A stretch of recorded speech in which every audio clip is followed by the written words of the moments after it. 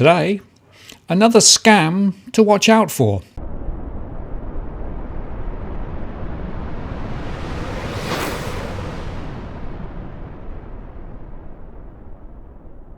Hello again, it's Martin North from Digital Finance Analytics. Welcome to this post covering finance and property news with a distinctively Australian flavour.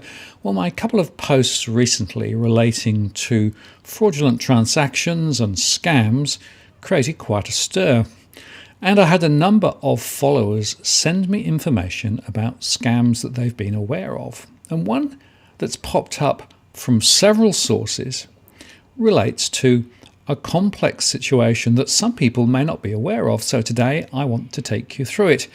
Essentially, it's anybody who might be thinking of selling goods privately, for example, through Gumtree or other listing sites. Now, if you list something, probably something reasonably substantial, like a bicycle or a piece of furniture, and then you suddenly get somebody contact you to say, yeah, I want to buy it.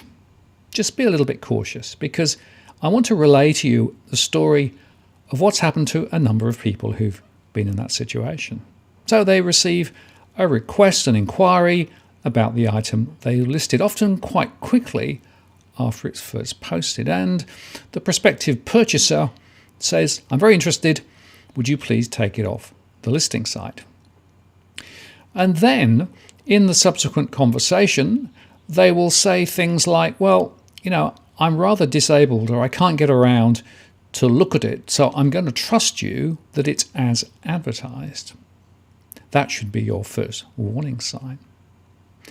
And then they say what they're going to do is to arrange for a courier to come and pick it up. And they said something along the lines of, well, we'll pay the courier, so no problems, and we'll send the rest of the payment via PayPal. And then a bit later, the conversation develops along these lines. The courier says they want to be paid by way of an Amazon gift card.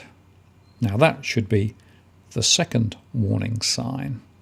So they said, what we'll do is we will send you additional money via PayPal so that you can go and purchase an Amazon gift card, and then you can give it to the courier for the goods that are going to be picked up.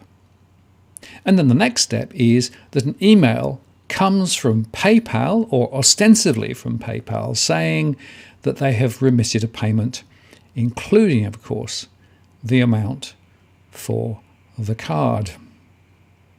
But then they say, to be able to make this all work, you need to go get the Amazon card and then take a photograph of it, having exposed the code on the back.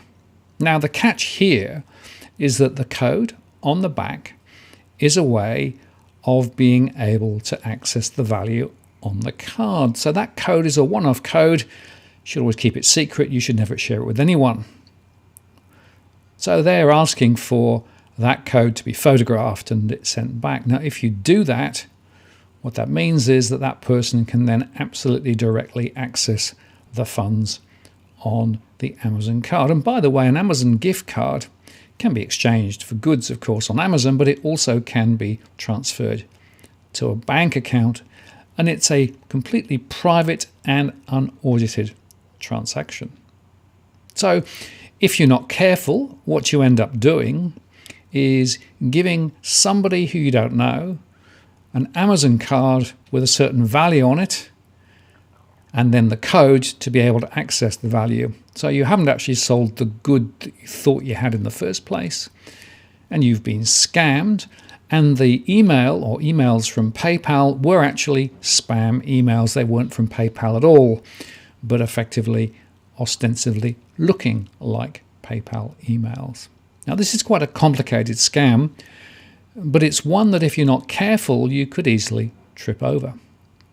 So my advice is simply this. Firstly, never give those codes to the Amazon card to anyone. Secondly, never settle any transaction with an Amazon card. It's just too simple to move money about.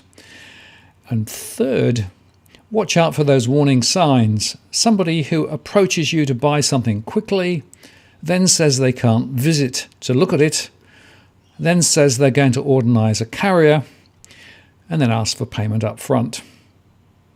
And I also want to highlight that this is one of those complex arrangements where a scammer has been able to put together Amazon cards, Gumtree, or other online selling platforms, as well as PayPal. And just how easy it is to construct a series of events which may seem superficially plausible, but which are purely designed to take money from you. Now, if you've got other examples of recent scams, drop me an email or put a comment below, because I'm going to be focusing on these ahead. I think it's important that people are more informed about some of the things that are going on. I'm Martin North from Digital Finance Analytics. Many thanks for watching, and I'll see you again next time.